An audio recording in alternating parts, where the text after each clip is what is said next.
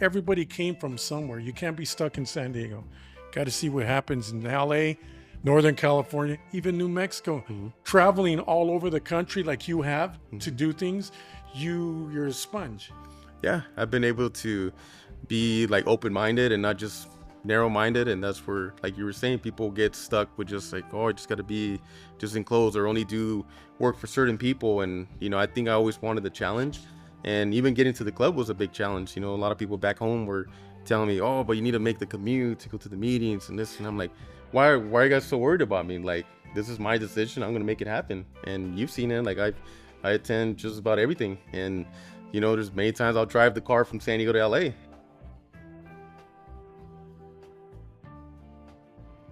What is happening, everybody? I am Joe Ray, and this is the Wired Down Show.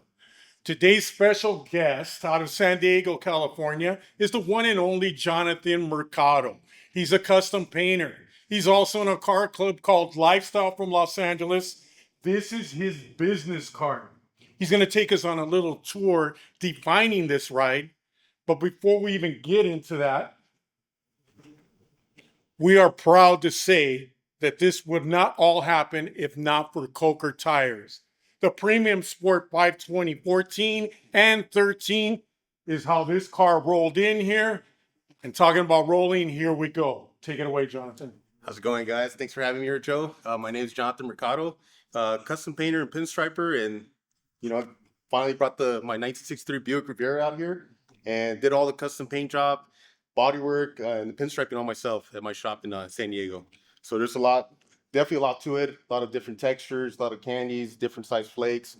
So if you know about paint, there's many other painters that have caught all the little details on it that I use different size flakes on it and not just the overall. So this thing is packed with a lot of details. Mercado, explain all the different grades of flake, the numbers that you were telling us earlier, so that everybody knows the difference in each flake. Yeah, so on this paint job, I started with a silver base. And if you really look at the paint job, every pattern's got a different size flake ranging from 0.025 all the way down to 0.008, which is like a medium size, standard size, and then a jumbo size. And then once we get to the roof, it's the super jumbo size. So it's the size is so big that you can't spray it out of a spray gun. You got to shoot in a dry form. You have many custom modifications on this car, starting with the grill. First of all, they were ahead of their time, this Riviera, right? Mercado can do patterns. He can lay out. Now he tells me he can do candies, but he also pinstripes. So before he even gets past the primer and bases the car, you're already thinking way ahead and setting yourself up. That's correct. So describe everything, all these intricate patterns. How long ago was this paint job? This was painted in 2018. So figure it out. He's learned so much now with all the techniques and the experience. I'm not saying you're better than that, but you know how to apply this totally different. Yep. But still, this is ahead of its time. Like the car design itself, you're making model. Show us all your intricate patterns, how you go about yourself. Yeah, and like Joe said, like since I'm a pinstriper, as I'm painting it, I'm already thinking a couple steps ahead. Whether like I'm gonna do some candy silver leaf, some variegated leaf, the outline colors for the pinstriping, I'm already thinking 2-3 steps ahead. So in a way, once it's fully painted, and I can see it pretty much done. So a lot of people have a hard time visualizing what it's going to look like when it's done, but that's the good thing about a lot of my customers. They don't really micromanage at all, so they just let me run with it. They trust me, and especially this car right here has opened a lot of doors for me. And when I actually finished this car, a lot of people took me more serious. So that's when the floodgates open, and this has been my best business card right here. Shows the rest of the car, because you have a clean palette, right? You have no door handles, no mirrors. You shave the hell out of the car, and that helps all your patterns flow, right? Show us all your modifications. So on this car, I shaved all the door handles, emblems, mirrors, even the side vents. If you're familiar with Buick Rivieras, 63 and 64 had the quarter panel vents. So I originally wanted a 65 because of the clamshell headlights, but I landed on the 63, and since I was going to pattern out the car, I felt it was the best way to completely shave the quarter panel so I can have all the patterns flow through without any interruptions. So a lot of people, when they look at it, they do think it's a 65 Riviera because they get confused and they look at my headlights and they automatically think that they're clamshell headlights, but they're not. I just put a billet grill on there and relocated the headlights to the side and put the headlights behind the grill.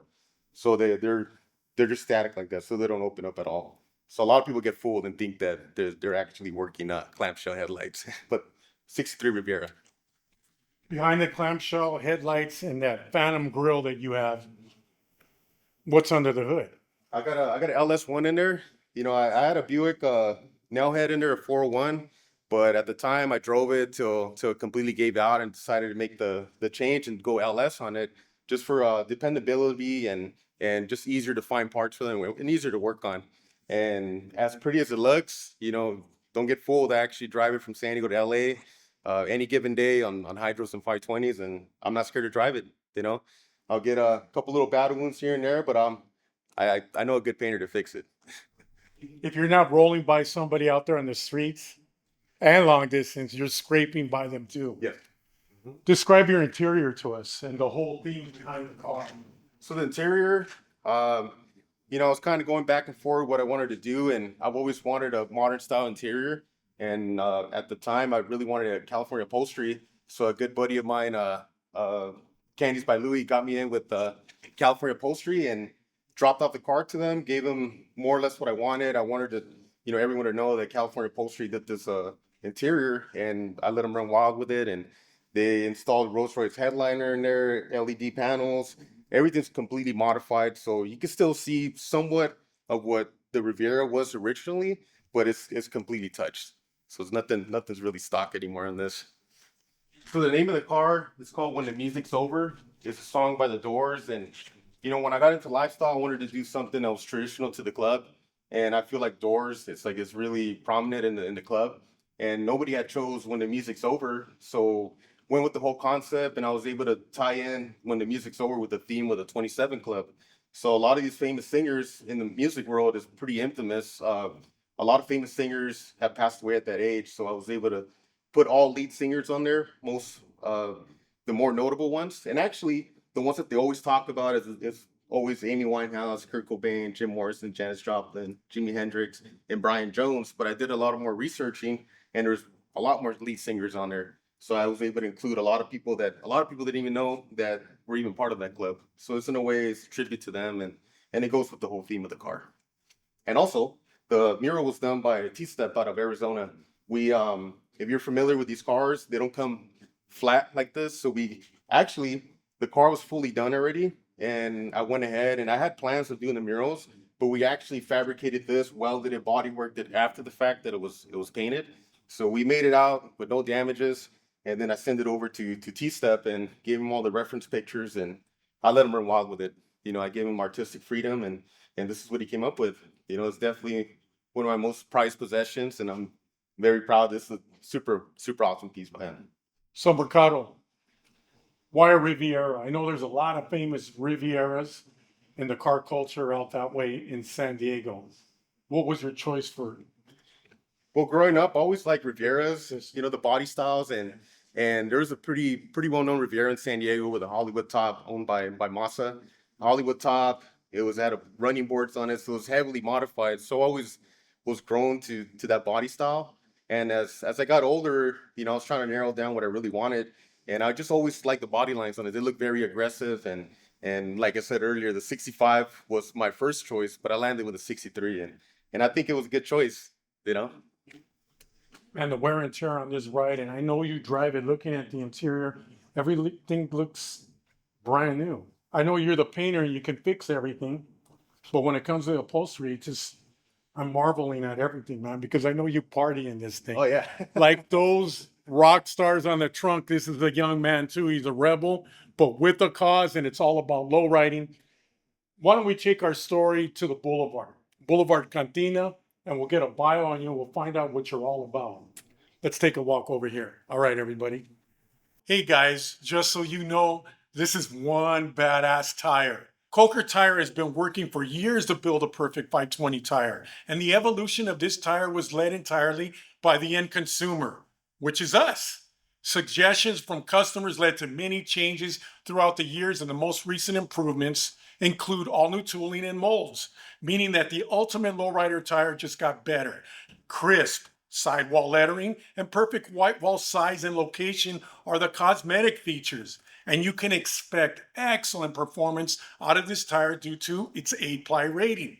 The most significant feature of the new premium sport tire is the tread profile and defined shoulder, giving it the perfect look.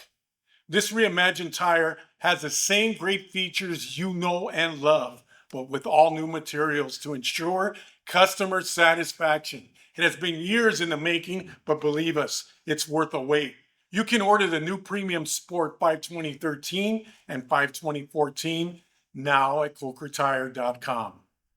Okay, everybody, so we're sitting up here at the Boulevard Cantina. The ride was showcased. We went on tour. Let's find out about this guy, Jonathan Mercado, the painter, the San Diego culture of lowriding, the lifestyle of it all. Before you even became a painter, how did you get involved in all of this to get to where you are today? I could trace it back to being like a little kid. I think all of us started at an early age. I went through the phases of doing model cars, doing a lowrider bike. I come from a military family, and we were living in North Carolina at the time. So I was always into cars, but when we were living in North Carolina, that's when I really got into like lowriders, and then especially cars from Lifestyle Car Club. That's when living the low life was fresh out, and I was just seeing all these cars and just couldn't wait to get back to San Diego, and that's when like so I started to get really into like the pinstriping, started paying attention more to the pinstriping. Had kind of known about it as a kid, but I always thought there's no way I could get into it, But I always had a drawing background, so I was always drawing as a kid. I was always drawing cars, and then started fiddling with the pinstriping. But once we got back to San Diego, bought my first can of one shot pinstriping brushes, and it kind of just started snowballing from there. Started just practicing every day after school. So I was 14, 15 when I first picked up a brush. The lowrider culture out there, they were everywhere, still are. It's a world by itself. I always say that about San Diego. So even the park in Chicano Park, all of that. Coming from North Carolina, were you born where in San Diego Born in first? San Diego, yeah. And then went out to North Carolina because of the military family. Mhm. Come back to San Diego. You have the ocean, you have everything out there. Mexico's just 10 miles away, Yeah, it's right? right down the street. But you get into pinstriping, and from the pinstriping, of course, lowriders, everything that's a lowrider has pinstripe on it pretty much. Mhm. So it's just the art, the rolling art, the canvas that they are. Any special cars back then that got you motivated to get a car? Or you just needed a lowrider so you can practice on? It was, I think, a little bit of everything right there. I was always like inspired by, I was subscribed to the magazine as a kid, and I was always looking forward to the magazine every month. So just getting inspiration of all the cars getting featured, and started, getting some information on who painted these cars, pinstripe this. So I was able to narrow down some of my favorite pinstripers, being, Walt Prey, Mario Gomez, Danny D, Bill Carter, a lot of those old school guys that were doing that style of paint jobs that were heavily relied on pinstriping. So I was always drawn to that. And even some local painters like Sal Montano, Benny Flores, uh, you know, Spanish Cisneros, pretty well known pinstriper. They're badass, man. All three Yeah. of those guys. Yeah, so I was always like inspired, and I started like paying attention to a lot of like the different styles, and I just didn't look at a car and just say, oh, it's just a paint job. Like I was able to at an early age just dissect it, like, hey, like how they do these lines, how do they do these effects and the metal flake, how many gallons of clear was used on that. So at an early age, I picked up on a lot of stuff. Your first lowrider? My first lowrider, I kind of went through a couple different projects before I even built my Riviera. Like the first car I ever got was a 64 Impala, and it was a project and a half. And at the time, I didn't have the funds to build it, so I sold that one. Ended up buying a 48 sedan delivery, thinking I was gonna make a shop truck out of it, and then same thing, too much of a project, sold that one. Bought a 62 wagon off of my buddy Cisco, and it was a running car, but it had an inline six on it, so it was hurting a bit.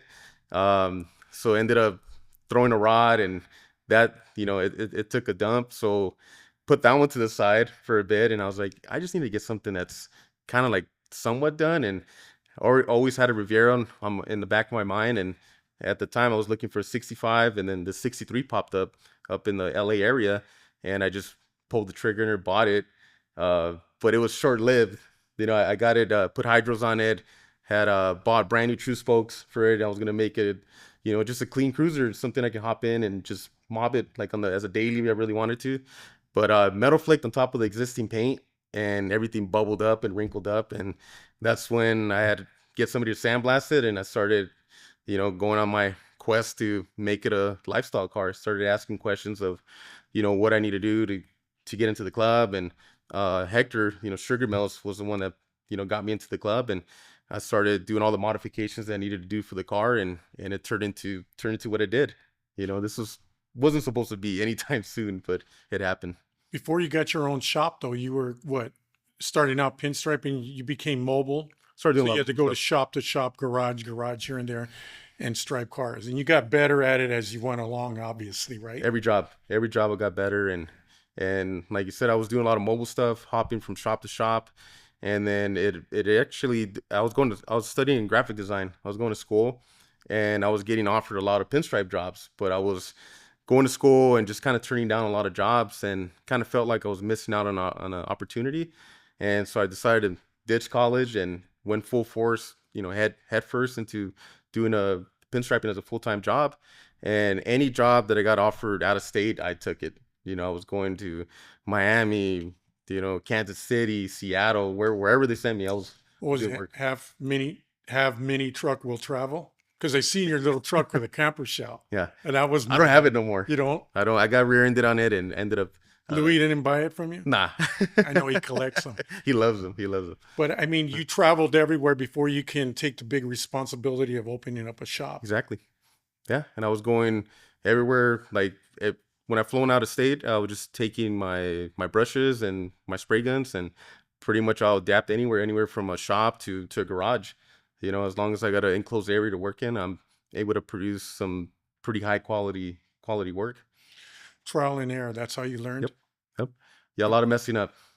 And that's okay though, Yeah, from the beginning, as long as they're, well, not my car, but yeah. to get to where you're at now. Yeah. I mean, shooting candies, patterns. I mean, there's always room for improvement. You're learning your skills as you go along. So how long ago was that you picked up a pinstriping brush? So a pinstriping brush, I was a sophomore in high school, so I was like 14, 15, picked up my first pinstriping brushes with no intentions of ever making it a full-time career. It was more for just like fun. I just want to do stuff for myself.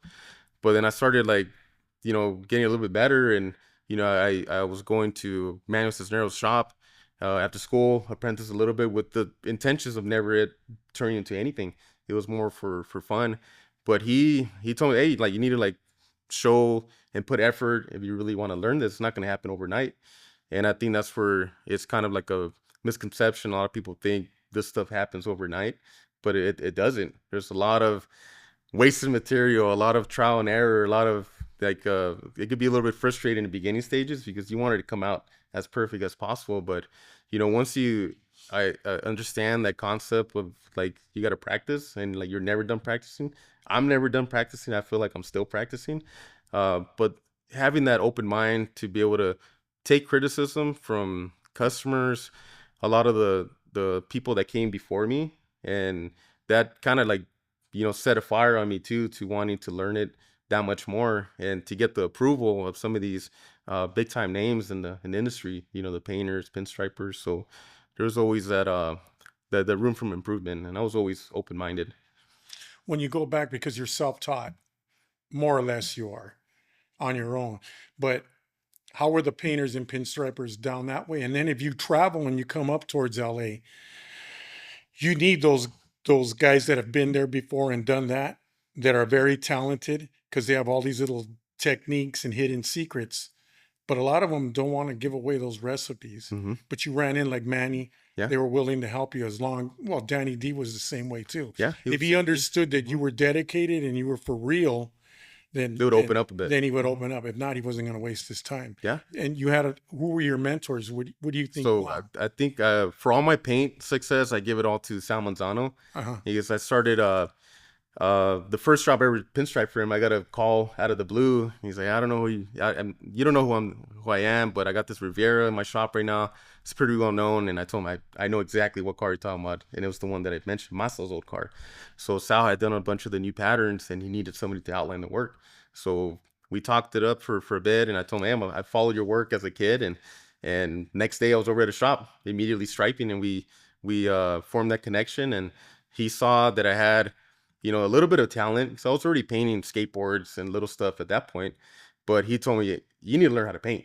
He goes, like, you already know how to pinstripe, so you need to learn how to paint. And I was just a little more nerve wracking. Like initially I didn't want to be a painter. I wanted to be just strictly pinstriping. But Sal was the one that really pushed it on to me. He's like, hey, cabron, you need to learn how to paint. Like, you already got it down. And so one day he was shooting resin flake and he called me. He's like, hey, I'm shooting this motorcycle tank resin flake. So you want to come on down? I remember I was busy with the family and I split and I went down to his shop to go learn how to shoot the resin flake. And the resin flake, as you know, it's an old school technique of shooting metal flake and, The dune buggies yes, and the yes, spas, all that flake and all yeah, that they used to put on yeah. fiberglass. And that all Knocks you traces down. back to, Sal worked for Benny Flores and then Benny learned how to shoot resin flake with Big Ed, and Big Ed was doing a lot of those lifestyle cars. Yeah. So like it kind of trickled down to me. And after that, like I said, we're doing a lot of work together, Sal and I, couple pattern jobs together. I was striping all his paint jobs. There's a lot of custom painters, badass custom painters that just don't want anybody striping their own cars. They'll select who you're going to go to because it's their art. And, Yeah. all you're doing is coming in, either fixing some little things or you're going to accent it and pull all those colors together. Hmm. I don't think pinstripers get enough credit sometimes, like they should, other than the painters, but Yeah. you do both. Yeah. And as a pinstriper, we could save paint jobs too. Yeah. Because sometimes like you just touched upon right now, there could be like a blemish in the paint, and then if a striper is pretty creative, we can make it look like it was never a mess up, and it looks natural. You know. I remember when Mario, rest in peace, along with Walt Prey, when they were both working hand in hand together, just shops away from each other. Mario was patterning out a complete car, and it was kind of like my own. I think, yeah, it was my Vegas car. And then I thought, well, come on, man, I want more than this. And then Mario goes, Walt walks over and looks at the whole car and just says, okay. He goes, I'm going to keep on doing, I'm going to put some juice tape shades on it. I'm going to do this. And then he goes, no, no, no, no, that's it. And I'm looking, I go, what do you mean? I want patterns underneath the rocker, like Mm. under by the rockers and all that. And Walt goes, that's it. He goes, you sure? He goes, you're done, man. Let me have it. It's my turn now. To do all And it that. was like a different paint job than the one I had once Walt added all his stuff. But I saw Mario right there, just a couple tape shades. He goes, we're done. You're like, that's We're it. finished. The next time you see me, I'll be clearing it. And it was like, oh man, I want more than this. As I grew older and understood paint more from both of those, how they work together. Yeah, you have to allow room for the pinstripe because they're just important. They're just as important as As the a painter. painter. Yep. I mean, Louis Candies by Louis shot his beautiful bow tail, candy teal. It's like you could get on a diving board and jump as high as you can and go in to a swimming pool. Hmm. That blue, the flake dancing and everything, that teal color, it is so beautiful. I would have never have touched the car. And then you were going to stripe it. And I go, man, I remember that. 1 out of 10, you're either going to just compliment it a little bit or make it better than what it is. And Walt was consistent and great at that. But sometimes he would do some little things that it's like, oh, damn, that's my car. You've never drove a Riviera before or know what they really, really look like. I wouldn't have put that on there. You went and attacked that car. And then I looked at it and I go, good damn. He's all right. And no, I actually complimented the car more than that. It was, you have something else going on in that paint job. So you could either make or break. And a lot of times always make it take, well, from your experience Hmm. looking at that. And I've seen a lot of your cars that you've done and they're beautiful and you're so young yet. So you're talking about 15 years ago, starting off 15 years later, here's where you're at. Paint materials are changing on us left and right. They're getting more expensive. You work with all different brands? Yeah, I've been able to experience different companies, and they're all like pretty much the same, like the urethane, so they're all like compatible together. So that's what I learned how to shoot all the candies, the pearls, the metal flake. It's all like urethane based. I've kind of tampered with lacquer a little bit, but I just don't really use it because the to be able to access it, it's super hard compared to urethane. And so I've been sticking with a lot of the urethane stuff lately. You're new school. So I'm going to ask you a question right now. Those old lacquer candies, the depth and the brilliance, way different from today's urethanes. They got a different feel to it, you I know. mean, And but the yeah, depth and the color, I feel like a lot of the stuff you could get it pretty like looking like the you lacquers can. back in the day, you know, and especially with a lot of these high solid clears, you were touching Oh, upon. clears are like nothing Yeah, before, right? yeah, like you were touching upon Louis' Botel. That thing Yeah, looks like it's like a mile deep, right. you know, and that's definitely one of my favorite pinstripe drops. Because Louis let me run wild with it, and I was able to create that, you know. And it's just like I was just saying right now, the urethanes, they're very durable as well, and there's a lot of good materials out there now. You do patterns, intricate patterns, tape shades, you pinstripe. What about candies? There's not too many painters out there can shoot a straight candy. They do shoot straight candy, but they're not good at patterns. Hmm. And a lot of them don't pinstripe. Very Yeah, few, like Danny, I do it yourself. all. You guys are blessed. What about straight candy? Can you do that? Oh yeah, I could do straight candies. It's just a matter of just being patient and like Candies by Louis tells me, you just gotta take your time. You know, you can't be in a rush doing a straight candy and that's the only way it could come out as clean as possible. You know, do your overlaps nice and even and just it could take a whole day to spray a full candy, man. And it's exhausting, but the end product is well worth it. Because I grew up in that era with the dyes and the lacquers and the candies, and even in the era with Mario doing pastel colors and pearls and Big Ed with the flakes. Now I've seen it all of it out there, and it's all beautiful. I don't know what to do next if I ever had to come up with another paint job or color. But I've always said one candy will blow away any multicolor. I don't It care can. what you do out there. It can. It can Hmm. if you have that right tone, right Oh yeah, mixes. yeah, A lot of painters are afraid to mix. Gary Baca used to yeah. do this, get another can, throw it in there, swirl it around, add this, and it's like, are you writing this down and how much you're putting in? No, it's in here, you know. Yeah, and he's going back and forth and throwing paint out and going to get another color and throw it in there.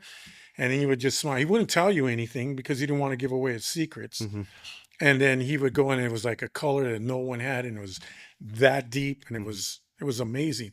But today's paints, even going back then, the patterns, the pearls, I know the candies, I think that they were the baddest. 10, the best candy today from 1 to 10, I always say is a 7 Hmm. compared to the lacquer jobs back then that were a 10. I still get arguments Hmm. from everybody, but I know the tint, the clear tint back then was yellow. But to see today's paint jobs, I went back and looked at my Hollywood car, even the Vegas car, which is almost what 30 years Yeah, old yeah. right now. When you see all the designs and everything that's laid out and everybody follows that lead or those colors, when you see brand new paint jobs still popping out today and you see that all the time, there's so much more room out there to design and put blend colors together and everything. The paint jobs back then compared to now, the designing, the styles are ridiculous. And I don't think there is an answer for are we done coloring the book? There's only so I don't much think you we'll can ever be do. done. There's only 64 colors in this little box. We're done. We're finished. No, it's like barely starting right now. The lowrider paint jobs today, they don't end. If it's under the hood, behind a bumper, Into the door jams. yeah, Yeah. all of that. You Hmm. see that a lot through all your experiences to where you're at today. Oh yeah, There's no end. there's no end, and but then there's kind of like a template too, where like there's a lot of people that have seen like what works out there, you know, and sometimes customers come in with some bizarre ideas, and we got to kind of point them in the right direction. Like, hey, I recommend this way or doing it this way. But for the most part, a lot of my customers are like, hey, like I wanted to keep it in these color tones, just run with it, and nobody really micromanages me because they got that full trust in me to do their paint jobs on their cars. Or that fear. I used to tell Mario, even on my Vegas, put purple. I want purple down there, right? He goes, "Oh, you want purple?" I go, "Yeah, I want purple. I want to change things up. I want more purple." Hmm. Okay, yeah, yeah. I never got purple. Yeah, He goes, "Oh, it's yellow now." yeah, And it's like, did you do that on purpose? Or he already had his idea what he yeah, was doing? yeah. I didn't know. what I wanted. I got a Do you get story. offended by it? By sometimes when somebody comes, this is the way I want to do it like that, or they Well, watch over you? well, not really. If they're like respectful about it, then I'll listen to their ideas. But if it's like really left field, then I'll be like, hey, it's not gonna work. Let's not do it. But some guys they could be a little stubborn, you know. And it's funny you're saying that story with Mario. I experienced something like that with Sal and it was I don't think a lot of people know this story about my car.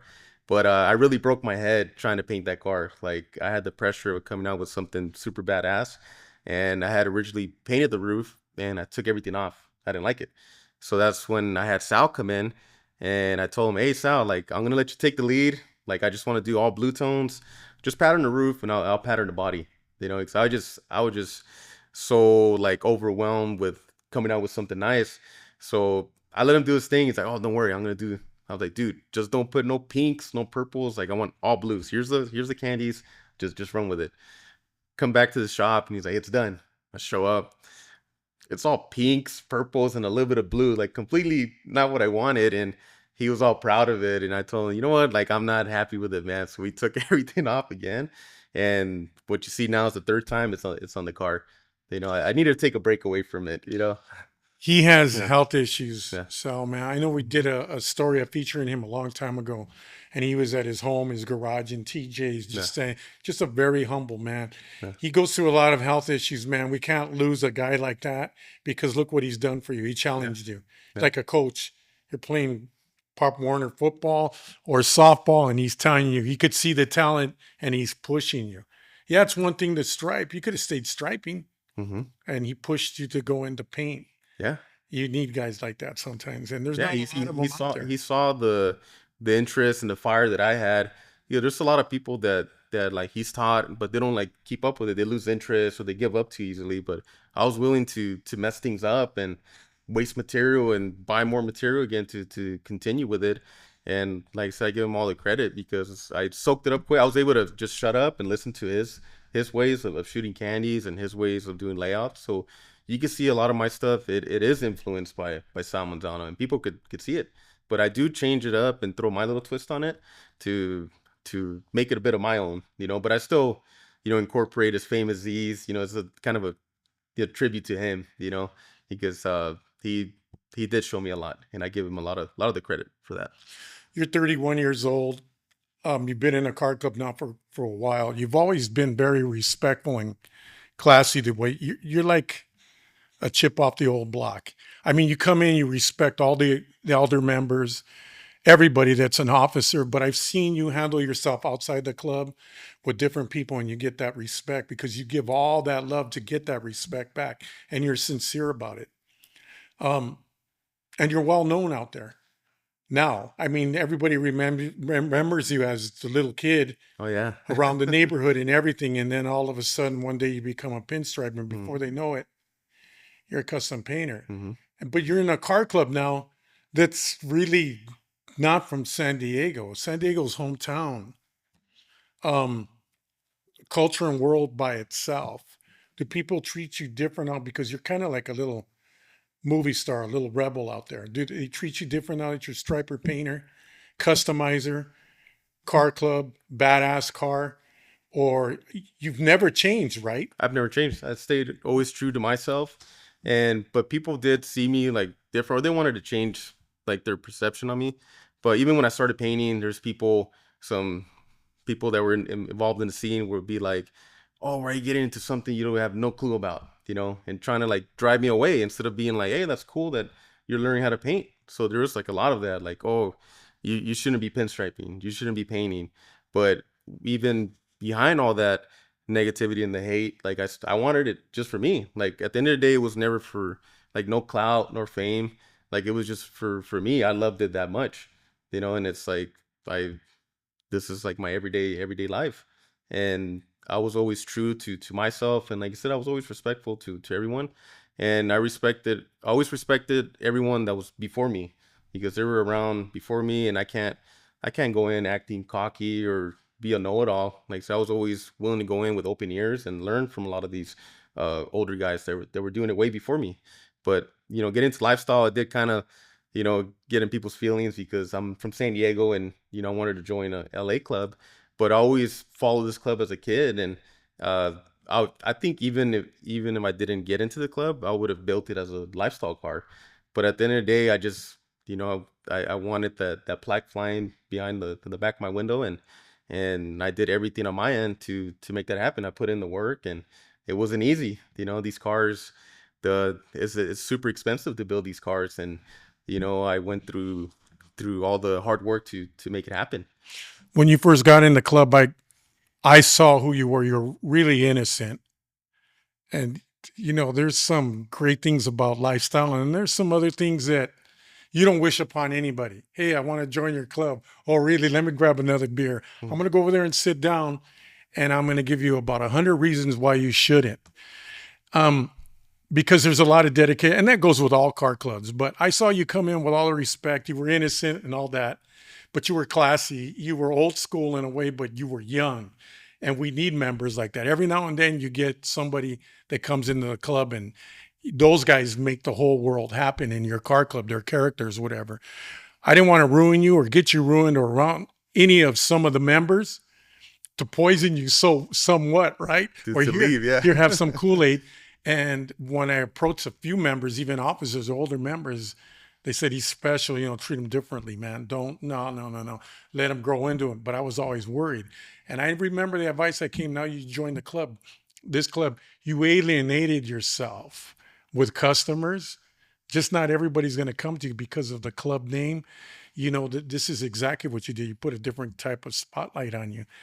And I was afraid of that. But you told me, yeah, I know. But I expected, but I mean, you were mature enough to handle it. And you haven't changed again. You haven't changed since then, man. And I admire that because there's a lot of competition. No, there is. There are some badass cars. You mentioned a few painters. There's a lot of painters. There's a lot of pinstripers. There's hydraulic shops. There's everything. It's another planet on its own, the lifestyle that is San Diego. It's like being a Padre fan and now you're a Dodger fan, and they don't like that. My good friend Miguel Elatorre, 8.5 back. That's the magic number today. Love that guy. But I mean, you're talking about Flores, the painter, the 64 he did for a baseball player way back then, influence from Big Ed. He traveled. I mean, everybody came from somewhere. You can't be stuck in San Diego. Got to see what happens in LA, Northern California, even New Mexico. Traveling all over the country like you have to do things, you're a sponge. Yeah, I've been able to be like open-minded and not just narrow-minded, and that's where, like you were saying, people get stuck with just like, oh, I just got to be just enclosed or only do work for certain people. And I think I always wanted the challenge, and even getting to the club was a big challenge. A lot of people back home were telling me, oh, but you need to make the commute to go to the meetings and this, and I'm like, why are you guys so worried about me? Like, this is my decision. I'm gonna make it happen. And you've seen it. Like, I attend just about everything, and there's many times I'll drive the car from San Diego to LA, and you guys give me a hard time. They're like, I do too. It's like, what are you guys doing? Or you guys be like, is he doing with that car here? Where's the trailer at? He drove all the way here. No, he drove, and I go, but why? And it's like, that was my agenda, to go have a long talk with you, because anything can come up, man, traveling on the freeway, right? With the LS motor. Yeah. Paint jail. Because I bash painters. I love them. I think Mario in the beginning, when Mario was doing cars for us, there's a few people that he would have finished them if he had the chance, but bad management. And we would wait about a year or so to get our cars sometimes, and the price always went up. So, and I see it within the club all the time. But I would get back online with Mario if I had to wait 3 years. I don't care how much money it would cost, right? Paint jail. I'm bashing painters. I'm allowing you to defend the painters right now. Are there two sides to the story? Because every time I hear somebody, well, this, that, and then I find out later on that, wait a minute, there's always two sides of the story. He hasn't paid yet. Yeah. And there's always, it could be like that. Just like you said, there's always two sides of the story. Sometimes, these cars could be unpredictable. I tell people I don't have x-ray vision, and I don't have a magic crystal ball that tells me all the answers. Sometimes we could start digging into a car and the whole quarter panel shot out, and it's like, prices could change. or sometimes the customers could have life happen, and it just puts a pause on the project. And a lot of people think that it's just me just holding it up, but sometimes they could be on both ends. Stuff in life happens. You're not responsible for somebody brings you a car, the body work's already Yeah. done on it. All the metal work, body work's done, base it and paint it. hmm You have signs all over your shop, not responsible. Yeah, I can't guarantee it. Like I said, if I didn't touch it down to bare metal, it's really easy to pinpoint the painter and just put the blame on the painter. But it could be hiding that primer could be hiding a bunch of rust down there, just a bunch of bond over rust. And when I paint over it, with the heat and all that, that changes the weather. It could crack it could bubble, it could do all sorts of things. So that's where if I don't paint it, if I don't body work it straight from bare metal all the way up, I can't guarantee it because I don't know what's down there. Is paint easier to work with today? I feel like if you A lot easier understand, now. I feel like if you understand the materials, like I said, it could be user friendly. But if you're just kind of just mixing stuff that is not supposed to be mixed and then wondering why it's doing certain things, then that's a user error. You know, like if you mix the correct amounts of like hardeners or reducers, everything should be able to last a lifetime. Project cars, you take them down the middle, you do body work too? Yes. But Yeah. you're an artist, though. You don't have time for that. Yeah, and luckily I got body men that work in my shop, and so that's strictly their job only. They do full body work, They're hard to find, fabricating. huh? It's A super hard good to one. find body men. But do you normally like to take on cars like that? Because it takes up a space where you could be striping. Could stripe a I couple like, cars. You yeah, I could like taking paint a some couple. some big projects like that because then it leaves it open for me to do a big canvas, like a big paint job. So if the customer's already relying on me on do the paint job, they're relying on me to do the body work. So I like doing them all throughout from start to finish as well. It's seasonal for you, though. You can't get bored doing one thing all the time because you can pinstripe, you can candy out a car, pattern it out. I mean, so it's good to break things up. You do sign painting, Yeah, show yeah. signs, um, and beautiful work too. Other than that, there's always two sides to the story, and I go all the time. I just, go in there, look at the shop, see how many cars are in there, go back 5 months later and see if some of those cars are out. But there's more behind that story, right? hmm Because things happen, people change up. No, I don't want that color. No, I want this. No, I They want you change to their add mind. that. Yeah. No, you know what, how much to shave the doors, and the next thing you know, you lose interest in the car, How much you do and the then engine bay? you're gonna make up, yeah, you're gonna make up your mind one Yeah, day or the other. I'm gonna kick you to the side and bring in this car while yeah, you're thinking it out, right? yeah. Tape today to do an intricate pattern like your car, the masking tape, you can spend about $500 on tape Oh, alone. easily. About Let's. 30,000 for a paint job. It's just all the Why? materials, the labor that goes into it. Because on a paint job like this, you could be anywhere from 300 to 500, even 600 hours just on graphics alone. And then the materials, like all the tape you're using, and sometimes a lot of the tape doesn't even end up on the car because we're coming up with a layout. We'll lay tape out and we stand back for a bit, look at it, and then we take it off because I'm not feeling it. So there's a lot of material that does go into these intricate paint jobs. Do you feel at the end of the day that you don't get enough money when you charge for your talents? Because they're getting one of your paint jobs and one of your stripe jobs. Do you get enough money when you charge because that you've made a name for yourself?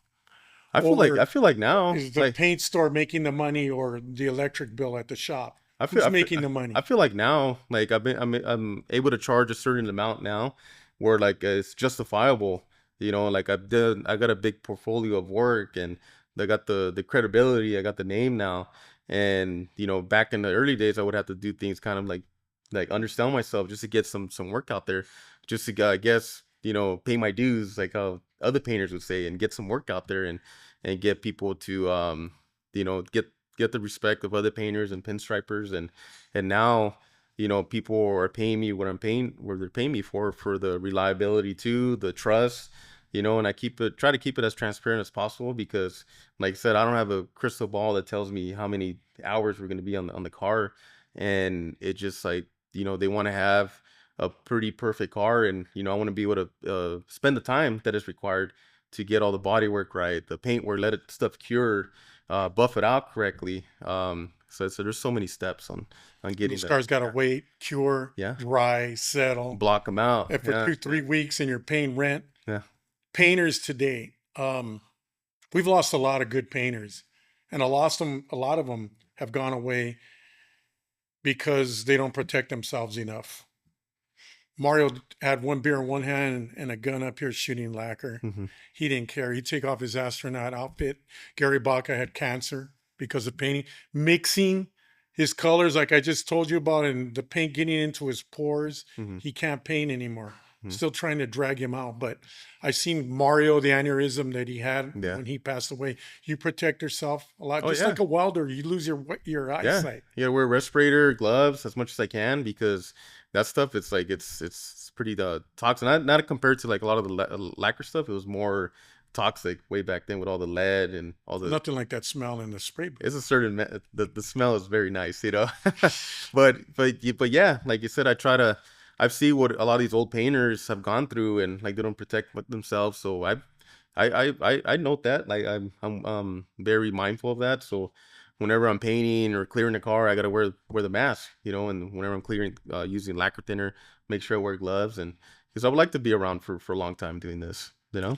Danny D, a while back, we had a mobile up meeting one night and he needed a ride home. So I took him home. It was on the way.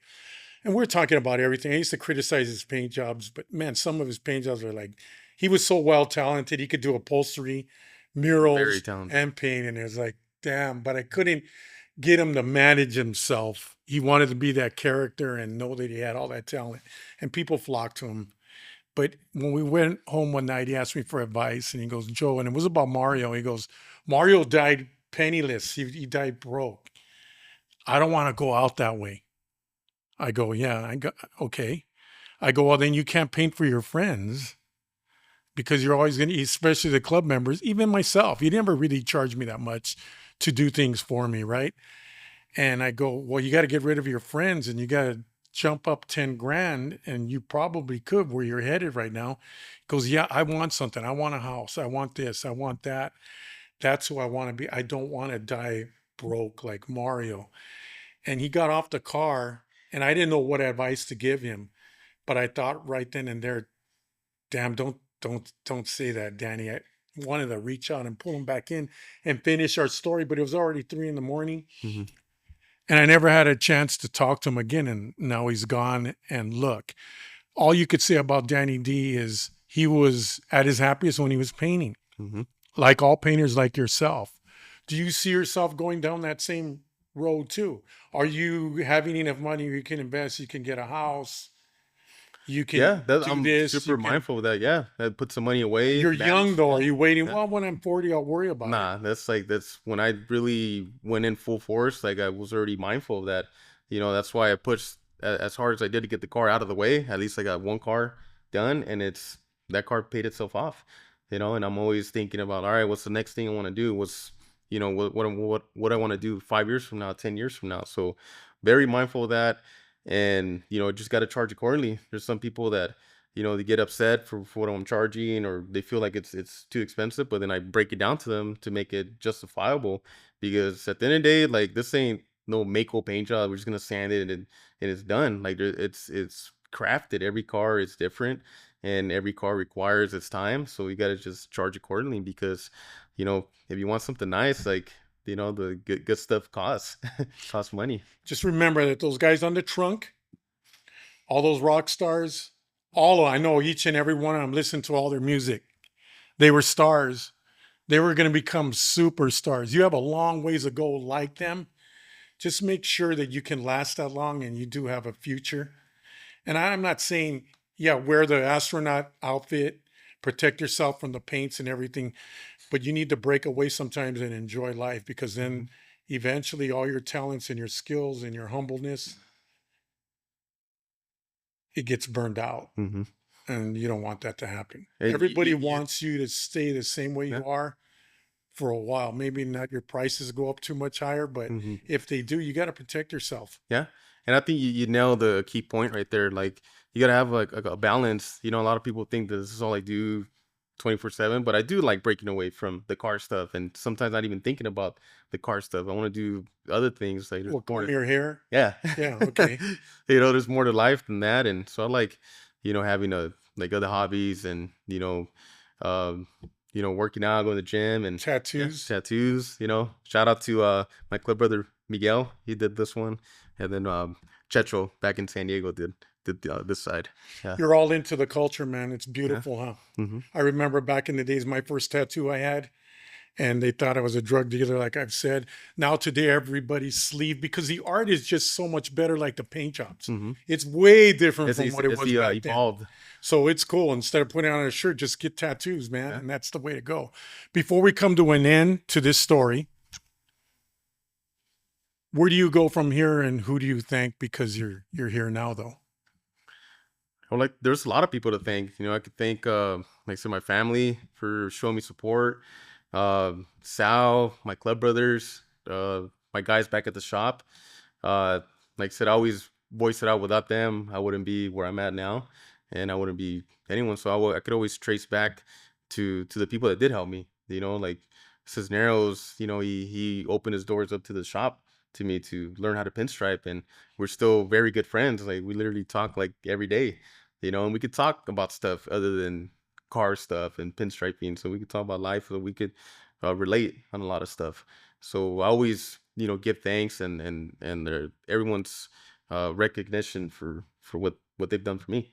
I guess. Does low riding your car, cleaning it, the windows, the armor all, when you break away from the spray gun, does the car let you step back a couple steps and see where you're at? Proper perspective. Does it break you away enough? Oh yeah, like It you're is. you're talking about like the skill level that I had Yeah. back when I did it. Oh, definitely. I always, I look back at that, and it's good. It's a good like marker in like my paint career. I'm like, I've learned a lot since then, but I'm still very proud of it. I've had, a lot of people try to take it off my hands, and they want to purchase it off me, but I want to be old and still have that car, and have it in my collection, because it was that car could tell stories, and it was certain time periods in my life that it was like certain chapters, and it was able to catapult me in a way to where people, took me more serious and helped me with my business, and it's something like I still trip out that it's my car. Like I said, as a kid, I always dreamt of having a car like that, and I'm able to finally have one and enjoy it, and drive it. And that's why I enjoy it, because life's short. Like I said, I'm not guaranteed tomorrow, and I want to be able to enjoy this car as much as I can. And your family, because you're in a car club, you're low riding and you paint, and they see everything all together. I know your sacrifices, you're not always with a family because you're at the shop or at a meeting. Um, Admiration, they know what you're doing, they Oh leave you yeah, alone. yeah. They understand it, and like I said, always like I make time for everyone. Especially family. It could be a lot of hard work. Managing the shop and trying to have everyone give their proper attention. But they understand it. It's a big part of my life. And but I don't let it consume me either. You got to have that balance, and I could like turn that light switch off and do other things as well. Well, there you go, everybody. Another episode of the Wired Down Show. Jonathan Mercado out of San Diego. He's a Dodger fan, car clubber, young. I mean, you're a rebel, just like those guys on the trunk that I mentioned before. Just, my advice again, it's not gonna change like you don't. Never change, man. Just stay humble the way you are and classy. You're a chip off the old block for all of us, man. And it takes us way back to how we used to be, man. I enjoyed having you on here, man. It was Well, a good thanks for having me. conversation. Thank you for having me. Thank God you trailered it this time. Right. But there you go, everybody. We got to bring this guy back on, because we got to take him over to the garage and get you to show us some paint tips, even from the primer on up, the clear, the candies, the pearls, the flake, what you do. We can get you over there in that section. Next time you come out this way, we got to do that. Sounds good to me. All right, Mercado. There you are. Like I said, don't forget, everybody, to like, follow, and comment. Thank you for being on this show. Thank you for coming all the way down here. It's all about custom paint. It's always going to be about custom paint, and that's always going to be about low riding. Thanks a lot, everybody.